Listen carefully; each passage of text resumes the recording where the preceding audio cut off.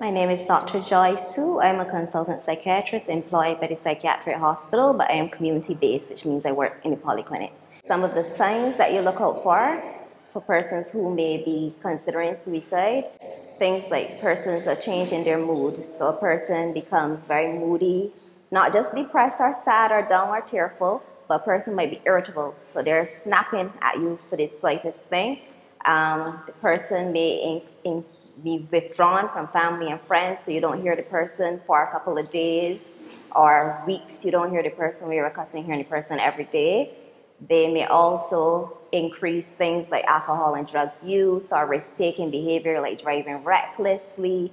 They may also be sending notes to persons saying goodbye or buying things that may be used for suicide.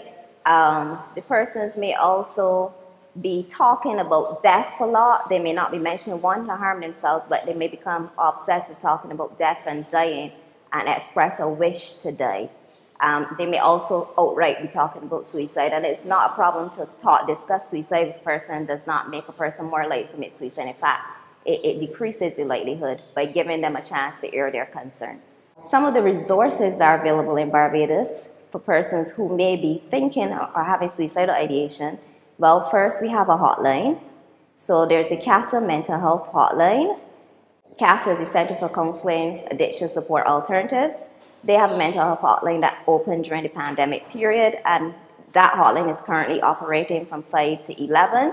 But we have hopes that make that hotline a 24-hour hotline with support from the Ministry of Health and Wellness, from PAHO, and from the psychiatric hospital. Also, you have the psychiatric hospital, the assessment unit, 536-3091, which is open 24 hours. There will be nurses there to answer the phone if they're concerned. So maybe you have a friend who is suicidal or you suspect is suicidal, you want to call and you get advice on what to do. Maybe you want somebody to come out and see that person. That report can be made to the assessment unit, and a community nurse or a community psychiatrist like myself could come out and talk with the person discreetly. Also, you have other resources. For instance, the Business and Professionals Women's Club hotline. Their hotline was really made for persons who are experiencing gender-based violence, women who are being battered. But they realize that persons in these circumstances may also be suffering from mental health considerations like depression, and they may also be having suicidal ideation. So their hotline also it deals with those complaints as well, and we make the appropriate referrals. In the polyclinic system, each polyclinic has a mental health clinic run by someone like myself, a community-based psychiatrist, and we have community nurses. And if you are having those thoughts or concerns, feeling depressed or down, you can come to the general practitioner in the polyclinic and talk about it as your first step, and a referral can be made to the community psychiatrist. If it is an emergency and we are on spot, we will also see those persons as walk-ins. As I said, there's also the assessment unit open 24 hours if you want to actually go there and not just call. So those are some of the resources that are available to help in Barbados. I'd like to also say that we have to be responsible when we're talking about suicide. It's better to come out and talk about the risks and the signs of suicide and the resources that you can link persons to help, rather than say like going on social media and discussing an incident that has occurred with details. That kind of thing can be damaging. Or posting a picture, if you have a picture of something like that, that can be damaging.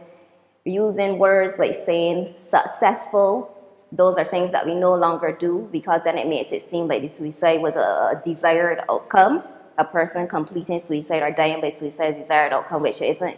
Using words like committed, which I know I've been guilty of before. That was associated with suicide being a criminal act. And we don't want persons who have mental health challenges to think of this as a criminal act or that they would be punished or penalized in some way. We want persons to be able to come out and seek help and access help. So you have to be careful how you report things in media. And media now is not just the traditional media, but it's also social media. So each person posting on social media is like their own reporter now.